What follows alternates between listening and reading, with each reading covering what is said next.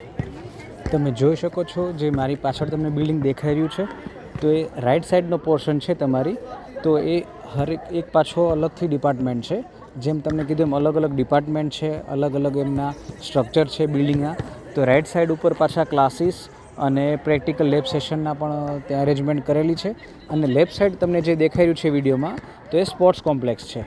તો આજે કોઈપણ તમે સ્ટડી કરતા હોય છે, મેડિકલ હોય છે, નોન મેડિકલ હોય છે, તો મેડિકલ સ્ટડીની સાથે સાથે એક તમારું માઇન્ડ છે રિફ્રેશમેન્ટ મળે એના માટે તમને સ્પોર્ટ્સ એક્ટિવિટી માટેના પણ છે. અંદર ફૂટબોલ કોર્ટ છે, બહાર તમે જોઈ શકો છો સ્ટુડન્ટ્સને, અને વોલીબોલ કોર્ટ છે. આવી રીતે હરેક અંદર ઇન્ડોર ગેમની પણ ફેસિલિટી છે, ચેસથી લઈને બધી ફેસિલિટી છે. તો એ પણ એક તમને રિફ્રેશમેન્ટ મળે છે. 13 એમના અલગ અલગ ડિપાર્ટમેન્ટ છે. તો એમાં એક ડિપાર્ટમેન્ટ તમને મારી પાછળ દેખાઈ રહ્યો છે. તો એમાં પણ થિયોરિટિકલ સેશન થાય છે. હરેક તમારા સેમેસ્ટર વાઇઝ જેમ તમે ફર્સ્ટ યર કમ્પ્લીટ કરો છો, સેકન્ડ યર કમ્પ્લીટ કરો છો, તેવી રીતે તમારું અપગ્રેડેશન થાવ છો તો ત્યારે એ પ્રમાણેના સબ્જેક્ટ માટેના થિયોરિટિકલ સેશન્સ બનાવેલા છે. આજે તમે કોઈપણ યુનિવર્સિટીમાં ભણો છો, તમારે FMGની એક્ઝામ આપવાની હોય છે, તો આજે એનું પણ કોચિંગ યુનિવર્સિટી તરફથી તમને આપવામાં આવે છે.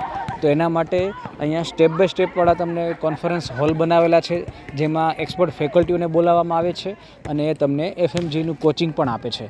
તો એ મેઇન એડવાન્ટેજ છે તમારો આ યુનિવર્સિટીમાં કે તમને ટીચિંગ તો થવાનું જ છે, થિયોરેટિકલ પ્લસ પ્રેક્ટિકલ, પણ આફ્ટર ધ ગ્રેજ્યુએશન તમારે FMGની એક્ઝામ છે ક્લિયર કરવી કમ્પલસરી હોય છે. તો એ તમે ફર્સ્ટ એટેમ્પમાં કઈ રીતે કરી શકો તો એના માટેની પણ એ લોકો અરેન્જમેન્ટ કરેલી છે. એક્સપર્ટ લેક્ચરને અરેન્જમેન્ટ કરવામાં આવે છે, એ પ્રમાણેનું કોચિંગ આપવામાં આવે છે. તો એ પણ અહીંયા આ ડિપાર્ટમેન્ટ છે એમાં તમને મળી રહે છે.